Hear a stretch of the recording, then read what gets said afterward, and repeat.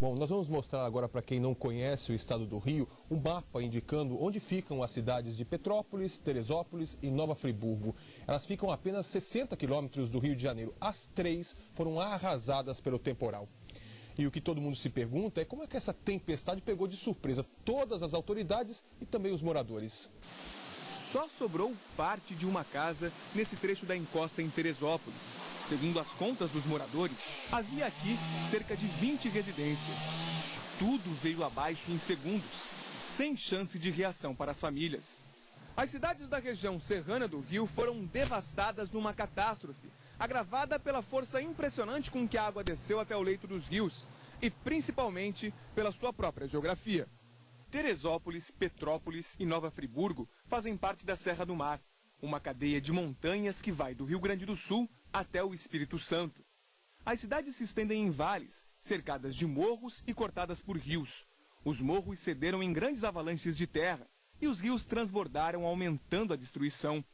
As montanhas são muito íngremes. A vegetação maciça cobre uma fina camada de terra sobre rochas.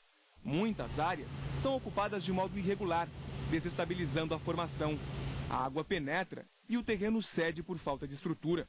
Hoje, o especialista em situações de risco, Moacir Duarte, participou ao vivo do Bom Dia Brasil e disse que o que aconteceu na região serrana foi muito pior do que as chuvas do ano passado em Angra dos Reis e no Morro do Bumba, em Niterói. O que a gente tem aqui é um cenário bem pior. Enquanto a chuva caía e instabilizava as encostas, aquelas que foram cortadas irregularmente pelas ocupações, em função dos rios dessa região, tanto de Friburgo, Teresópolis quanto Petrópolis, correrem encaixados em falhas geológicas, ou seja, em vales de paredes muito inclinadas, quando chove a água chega rapidamente ao leito. E nós vamos levar seguramente pelo menos um mês para ter noção da dimensão exata dessa tragédia. E o Instituto Nacional de Meteorologia havia previsto toda essa chuva para o Rio de Janeiro e enviou um alerta para as autoridades. Vou conversar com a Michele Loreto. Oi, Michele, boa tarde para você. Boa tarde. Algumas imagens da NASA mostravam a chegada dessa chuva, né? Sim, Evaristo, e olha, são impressionantes, viu? No domingo, 9 de janeiro, só havia aí algumas nuvens que nem provocavam chuva.